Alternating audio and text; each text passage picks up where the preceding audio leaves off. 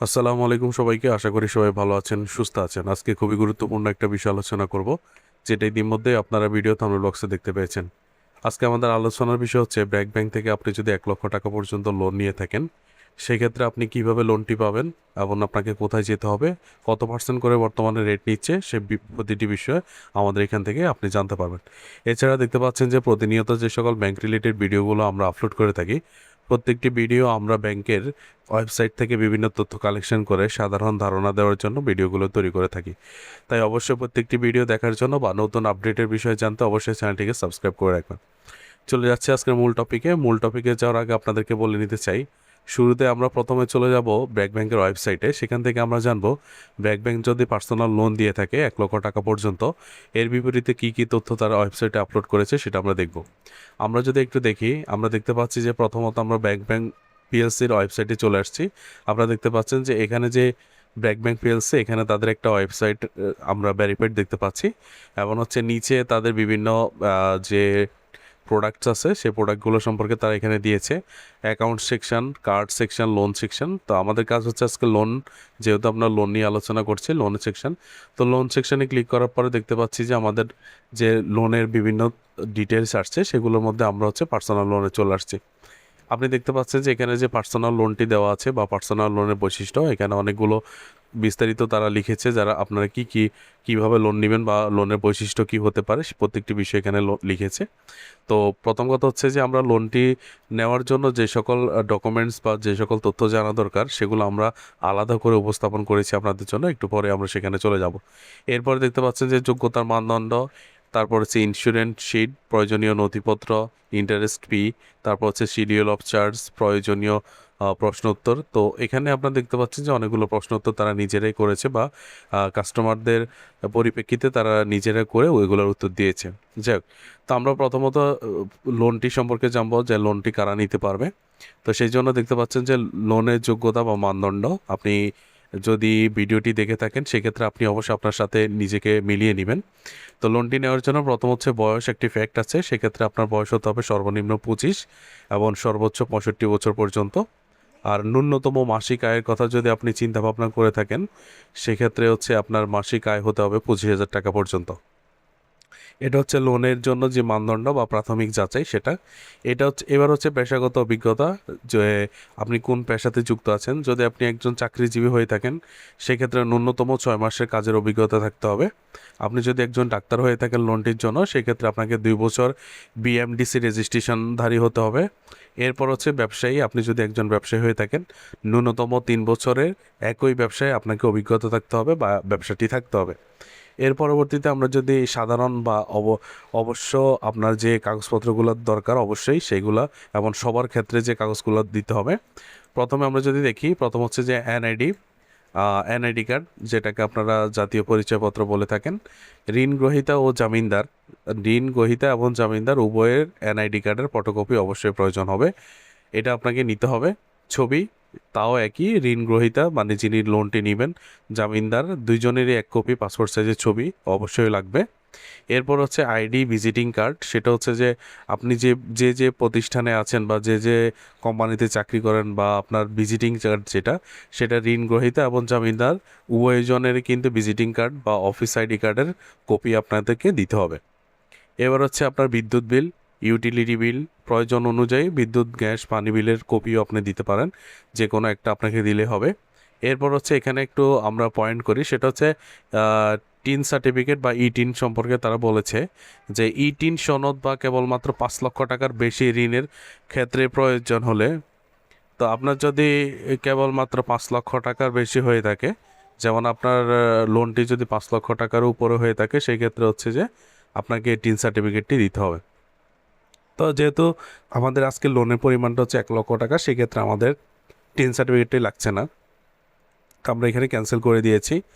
এরপরে হচ্ছে যে পেশাভিত্তিক আয়ের প্রমাণের নথিপত্র। যদি আপনি দেখেন যে আপনি একজন চাকরিজীবী হয়ে থাকেন, যেমন আপনি বিভিন্ন কোম্পানিতে চাকরি করে থাকেন, সেক্ষেত্রে হচ্ছে যে চাকরির প্রমাণপত্র, যেমন হচ্ছে আপনার লেটার অফ ইন্ট্রোডাকশন। এবার হচ্ছে যে আপনার আয়ের প্রমাণপত্র, পে স্লিপ অথবা হচ্ছে স্যালারি সার্টিফিকেট। তারপর হচ্ছে ক্যাশ বাউচার, শেষ 6 মাসের ক্যাশ বাউচার সেটি আপনাকে অবশ্যই দিতে হবে। স্টেটমেন্ট, আপনার যে ব্যাংক স্টেটমেন্ট বা যেখানে আপনার স্যালারি হয়ে থাকে সেক্ষেত্রে চাকরিজীবীদের ক্ষেত্রে এটা দিতে হবে। তো এই ছিল যে আপনার মোটামুটি আপনার কাগজপত্র বা ডকুমেন্টসের বিষয়। এবার আমরা দেখব যে মূল বিষয়টি, সেটা হচ্ছে যে ব্র্যাক ব্যাংকে 1 লক্ষ টাকা 5 বছর মেয়াদি পার্সোনাল লোন আমরা দেখতে পাচ্ছি এখানে। তো আমরা এখানে ব্র্যাক ব্যাংক পিএলসি লিখেছি। একটা গুরুত্বপূর্ণ বিষয় হচ্ছে যে আপনাদের সাথে শেয়ার করতে চাচ্ছি, সেটা হচ্ছে যে ইন্টারেস্ট রেট সম্পর্কে। তো এই বিষয়টি আমরা হচ্ছে যে তাদের ওয়েবসাইটে ঢোকার পরও আমরা তাদের ওয়েবসাইটে বিস্তারিত এই সম্পর্কে কোনো তথ্য পাইনি। তারা শুধুমাত্র বলেছে যে বাংলাদেশ ব্যাংকের যে বর্তমান রুল আছে বা বাংলাদেশ ব্যাংকের যে পরিমাণ গাইডলাইন দিয়েছে সেই গাইডলাইনের ভিত্তিতে তারা কিন্তু এই লোনের যে পার্সেন্টেজটা তারা পরিবর্তন করে থাকে। সেই পরিপ্রেক্ষিতে ইন্টারেস্ট রেট যদি বলি, তো ভিডিওতে আমরা যেটা প্রদর্শন করছি আপনাদেরকে সুদের হার বা কিস্তির পরিমাণ, সেটা হচ্ছে 2023 থেকে 2026 সালের বাজার ভিত্তিক হারের আনুমানিক একটা হিসাব আপনাদেরকে দিব এখন। তাছাড়া হচ্ছে ব্র্যাক ব্যাংকের নীতি ও গ্রাহকদের প্রোফাইল ভেদে এটি পরিবর্তন হতে পারে। এটা হচ্ছে ব্র্যাক ব্যাংকে যে কাজটি করে থাকে আর কি। তো তার পরিপ্রেক্ষিতে আমরা যেটা দেখতে পাচ্ছি যে আমরা আনুমানিক একটা রেট ধরে নিয়েছি, সেটা হচ্ছে 13.5% হতে পারে। তো আপনি যদি এখানে দেখেন যে আমরা বাম পাশে লিখেছি মেয়াদের বছর, এটা আমরা শুরুতেই বলেছি যে 1 থেকে 5 বছর মেয়াদি পার্সোনাল লোনটি হয়ে থাকে। তো মাসের সংখ্যা যদি হিসাব করি, সেটা হচ্ছে যে 1 বছর হচ্ছে 12 মাস এবং 2 বছর 24 মাস, এভাবে করে আমরা মাসের হিসাবটি লিখেছি এখানে কত মাসে আপনি কিস্তি দিতে হবে। এবার হচ্ছে যে সুদের হার যেটা আমরা বলেছি, সেটা হচ্ছে যে আনুমানিক সুদের হার। এখানে কিন্তু আমরা সরাসরি আপনাদেরকে বলছি না যে এই পরিমাণে সুদের হার, কারণ ব্র্যাক ব্যাংক যেখানে বলেছে তাদের যে লোনের যে রেট আছে সেই রেটটি মূলত হচ্ছে যে তাদের পরিবর্তনশীল। সেক্ষেত্রে আমরা এখানে পরিবর্তনশীল রেটটাই ধরে নিয়েছি, যে কোনো একটা ধরে নিয়েছি। যেমন আমরা 13.5% হিসাব করে রেখেছি, এটা হচ্ছে একটা আনুমানিক ধারণা দেওয়ার জন্য। তো আনুমানিক মাসিক কিস্তি যদি আপনি 13.5% করে তারা বর্তমানে রেট করে থাকে, সেক্ষেত্রে হচ্ছে আপনার মাসিক কিস্তি বা 1 বছরের জন্য আপনি যদি লোনটি নিয়ে থাকেন, সেক্ষেত্রে আপনার প্রতি মাসিক কিস্তি আসে 8,955 টাকা। 2 বছরের জন্য নিলে আপনি 4,778 টাকা করে দিতে হবে। 3 বছরের জন্য যদি নিয়ে থাকেন সেক্ষেত্রে 3,394 টাকা।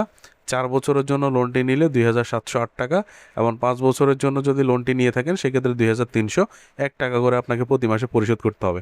এখন এখানে যে আমরা রেটগুলো বের করেছি, অনেকেই বলতে পারেন যে এই রেটে তো তারা লোন দিবে না, সেক্ষেত্রে আপনি এই তথ্যটি দেওয়ার কারণ কী বা উদ্দেশ্য কী?